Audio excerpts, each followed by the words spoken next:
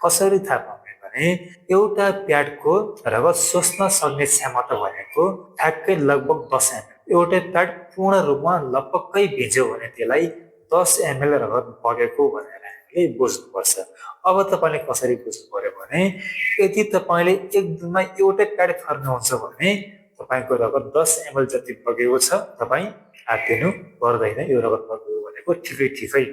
तपाईँले एक दिनमा दुईटा प्याड फेर्नुहुन्छ, तपाईँको रगत कति बग्यो? 20 ml बग्यो। तीनटा प्याड फेर्नुहुन्छ, कति बग्यो? 30 ml बग्यो। चारवटा प्याड फेर्नुहुन्छ भने कति बग्यो?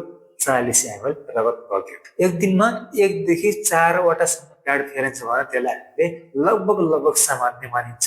तर ठ्याक्कै सामान्य भनेको 20 ml दुईटै प्याड फेर्नु भनेको एकदमै सामान्य नै हो। र यदि तपाईँले एक दिनमा एउटा पनि प्याड फेर्नुहुन्न, एउटा प्याड पनि पूर्ण रूपमा भिज्दैन, आधा मात्रै भिज्छ भने तपाईँको रगत 5 ml जति बग्यो। र तपाईँको आधा पनि भिज्दैन, थोरै दागहरू मात्र देखिन्छ भने तपाईँको रगत 1 देखि 2 ml 3 ml सम्म बग्यो भनेर हामीले बुझ्न सकिन्छ।